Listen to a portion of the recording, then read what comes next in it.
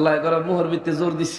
এর লেগে আমি মাঝে মধ্যে কই পুরুষের আল্লাহ শক্তি দিছে শৈল্য, আর মহিলা করে শক্তি দিছে মুহ।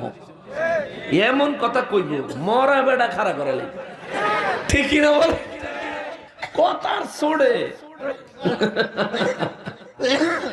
হায় হায় হায় হায়।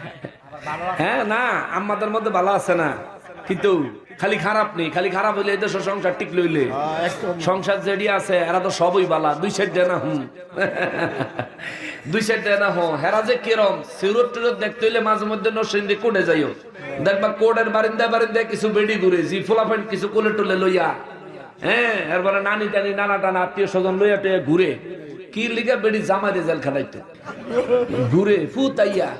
তে আমার লগে সংসার করলো না, তে আমার ছাইরা দিছে, পরে জেলের ভাত খাওয়াই দিব। তো কি হয়েছে, জেলের ভাত খেলে জেল তরকারি দিয়ে খায়, বাইরে তরকারি দিয়ে খায়। আপনি যদি হেরে জেলের ভাত খাওয়ান আম্মা, তাহলে আপনার সুবিধাটা কি? আমার কোন এটা আপনার সুবিধাটা কি বুঝে না? যখন কোন মহিলায় কোন পুরুষের নারী নির্যাতন মামলা দেয়, তখন এই পুরুষ এক বছর এই মামলার ঘুরে ফিরে জামিন টামিন লওয়ানোর পরে পুরুষের চট করে বিয়ে করে, আর বেরিয়ে মামলা শেষ না হওয়ার পর্যন্ত আর বিয়ে বইতে।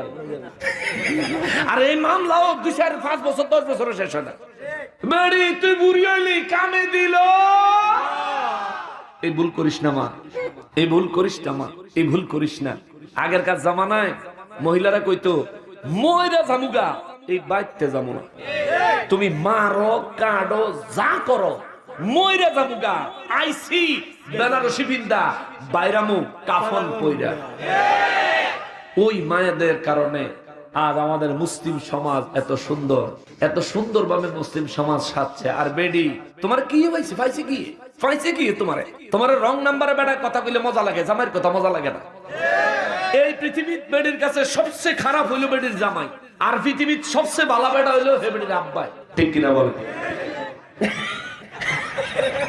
আমার মারা আমার উপরে রাগ করতে পারেন, কিন্তু এটা বাস্তব কথা। বেডির বাপে হইলো পৃথিবীর সবচেয়ে ভালো মানুষ, আর বেডির জামাই হইলো পৃথিবীর সবচেয়ে খারাপ মানুষ। এই চিন্তা চেতনা লইয়া বেডি জীবন যাপন করে। এই বেডির উপর আল্লাহর রহমত আইব করতে। এই বেডির ফুলা পাই না, অনেক সময় সিজার লাগতো নাকি, এই ইঁদুরের লাগবো নাকি? সিজার তো এই বেডির লাগবো। মা এমন হইয়েন না, এমন হইয়েন না। আপনি আল্লাহ আপনার পিতা মাতা পিতার পায়ের নিচে আপনার জন্য জান্নাত রাখছেন যতক্ষণ মা বাবার দায়িত্বে ছিলেন। আপনি চিন্তা করে দেখেন তো, যখনই আপনি স্বামীর অধীনে চলে আসছেন, আপনার জান্নাত পর্যন্ত আল্লাহ মা বাবার কদমের নিচ থেকে স্বামীর কদমের কাছে ট্রান্সফার করে দিয়েছেন। যেখানে আপনার জান্নাত, যেই কদমে সেবা করলে, যেই কদমে সেবা কইরা